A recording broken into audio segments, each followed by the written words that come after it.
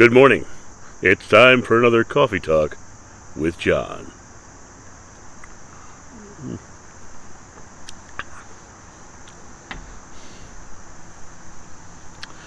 You know, in all my private sessions, when I talk to people, I see a overwhelming majority who will give me the list of all the things that are wrong in their life, of all the people who have wronged them, all the people who have treated them poorly, all the struggles that in their life that come from the judgment of others or the mistreatment by others. Gandhi once said, "No one can harm me without my permission." But permission is given in the mind, in the belief. If you believe that you're a victim, that is giving permission. If you choose to succumb to their judgment, that is giving permission. If you choose to be a victim in life, that is giving permission. That's giving permission to be a victim, and that's putting faith in being a victim. And when you believe you're a victim, the world will show you things that will victimize you. But it's you who's choosing to be a victim. I've met many people in my life who have overcome amazing, traumatic things that are like earth-shattering, and have come through without any feeling of being a victim. In my own life, I was, told at 22 I might never walk again. But I could choose to be a victim and define my life as someone who's stuck in a wheelchair, or I could choose to say I'm going to be a stuntman. Those of you who know my story know that I chose the latter and ended up doing over 4,000 live stunt shows, comedy sword fighting stunt shows, all over the world, including the front lines of Iraq and Afghanistan, on 6 USO tours. But I never chose to be a victim. I did not choose to give the person judging my future permission to judge me into the wheelchair. No one can harm me without my permission. And we carry those things as beliefs, and your beliefs are creating your experience. So if you choose to believe you're a victim, then you're going to be one. And I can hear people now, but John, you know what butts do in conversation? They just make you a butthead, right? They just make you a butthead. That argument of, but John, this was a terrible experience, is you giving permission. You giving permission to be a victim of an experience.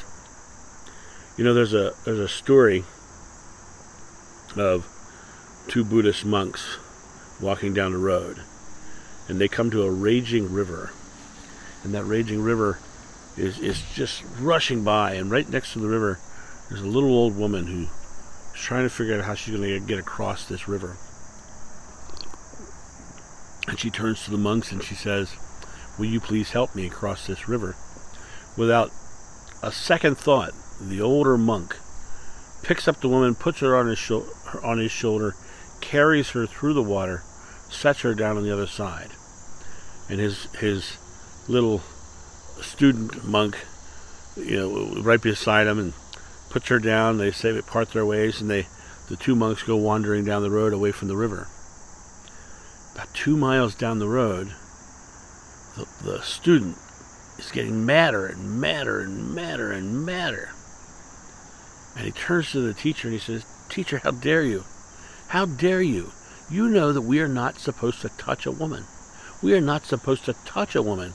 And yet you just picked her up like it was nothing. You threw away all of your principles. You threw away all of our beliefs. How dare you?" And the teacher turned to the student and said, "I put her down 2 miles ago. Why are you still carrying her? I put her down 2 miles ago. Why are you still carrying her? You're the one choosing to be victimized. You're the one choosing to carry it. You know, there is nothing good nor bad, but thinking makes it so. That's what Shakespeare said. In this world, in this moment, if you think you're going through something bad, you're going to experience bad. In this world, if you choose to decide you're going to live through something good, you're going to choose something good. If you live in a belief that money is hard to come by, you will live into that belief and experience that belief. If you choose to judge others for making a living doing what they're passionate about, that's you choosing to do that. So you can choose to be a victim, or you can choose to be a victimizer, looking for people to give you permission. Well, why? What does the victimizer get from people giving permission? They get power.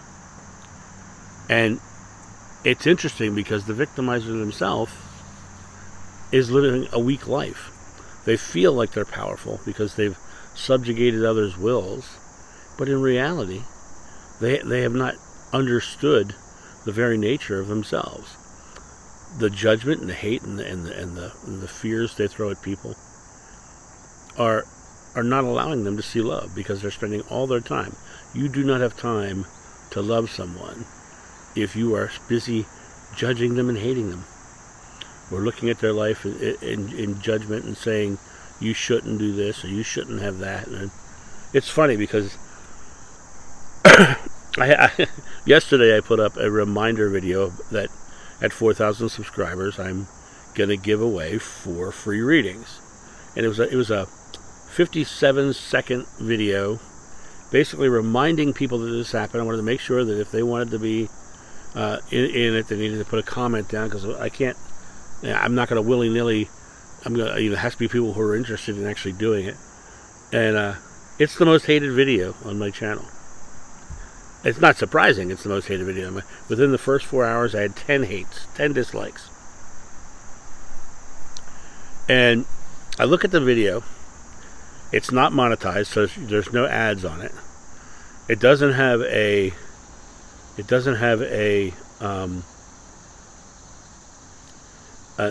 exit piece on it, and a closer on it. I took that out because it's a 57-second reminder. It all it says, I'm just reminding you that I'm giving away 4 free readings. The 10 dislikes came with one commenter who told me I should be giving readings away for free. And I find it really interesting for 2 reasons. They have a belief, and that belief is that anything spiritual, the people who are living a spiritual life, should not be allowed to have a roof over their head, should not be allowed to make a living at all. That's the general gist of it. But that's their belief. That was their judgment to reach out to say something, and they spent some time to reach out to tell me that I was so wrong. Right? They were the victimizer trying to make me a victim. Well, they can't hurt me, and they haven't hurt me, and they're not going to hurt me, because I know full well that I am living my passion. I also know full well that I make less than 1/10 of what I made in my other career, but I actually work more than 10 times as much a week, but to me, I'm not a victim of that. I love what I'm doing right now. I love the fact that I can bring my truth out, and I'm passionate about it, right? So I'm not a victim to someone else's judgment. I'm not a victim to someone else's, hate and vitriol and lack mentality. And, the concept of that because I have memories of a past life, I should not make money from doing spiritual work. That's just lack mentality. That's just belief in spiritual topics, and income should not be in the same sentence. It's an interesting thing, What's my perspective on that idea? That's not what this video is about. This video is about the victimizer and the victims, right? I'm not a victim. I chose to go out and do what I'm doing. I spend sometimes 60 to 90 to 100 hours a week making videos and doing private sessions. I wake up thinking about it, and I go to bed thinking about it, because it's something I'm very passionate about, right? Why would I let anybody make me a victim of doing something I'm passionate about? Why would I let anyone tell me that my 60 to 100 hours a week has no value and I should be giving it all up, and not having a house to live in, or being able to put my kid through school? And it would be ridiculous of me to give them permission by believing them or feeling bad about it. And I don't feel bad about it. So please don't think this is in any way, shape, or form me complaining. It's what it is me showing the dichotomy of love versus fear, of the victim mentality and the victimizer mentality. No one can harm me without my permission. I mean, they're still over there. They're still mad about the fact that I actually do readings and get paid for my time. If I do 4 readings in a day, that's easily 6 to 6.5 hours worth of work.